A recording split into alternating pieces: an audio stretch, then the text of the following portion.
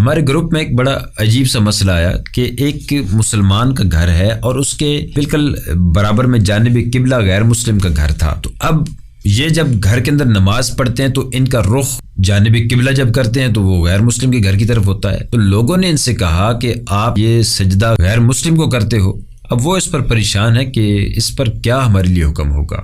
تو بات یہ کہ یہ بہت ہی عجیب و غریب قسم کا اعتراض ہے. انما الاعمال بالنیات، اعمال کا دار و مدار نیتوں کے اوپر ہے. ظاہر ہے کہ جو بندہ عبادت کر رہا ہے اس کی نیت اللہ عز و جل کو سجدہ کرنے کی ہے. یہ بھی بات اچھی طرح یاد رہے کہ ہم جب جانب قبلہ رخ کرتے ہیں نا تو اس میں بھی ہماری نیت عبادت کی اللہ عز و جل کے لیے ہوتی ہے، نہ کہ کعبے کے لیے. کعبے کو بھی ہم سجدہ نہیں کرتے، ہم سجدہ اللہ عز و جل کی بارگاہ میں کرتے ہیں. تو کعبہ کی طرف وہ ایک سمت ہے، ہمیں حکم ہے، کعبہ کی تعظیم ضرور ہے، ادب ضرور ہے، لیکن ہرگز ہم کعبہ کی پوجا نہیں کرتے، ہم کعبہ کی عبادت نہیں کرتے. کعبہ کی طرف صرف رخ کرتے ہیں کہ اس کا ہمیں حکم ہے. تو اب نیت ہماری ان کو سجدہ کرنے کی ہے ہی نہیں، تو اس لیے ایسی کوئی بات نہیں ہے. اگر پھر بھی ذہن میں سوال آئے تو آپ یوں تصور کریں کہ جب ہم مسجد کے اندر نماز پڑھتے ہیں تو بعض اوقات ایسا ہوتا ہے کہ ہمارے سامنے کوئی دوسرا شخص نماز پڑھ رہا ہوتا ہے، اگرچہ اس کا رخ دوسری طرف ہے،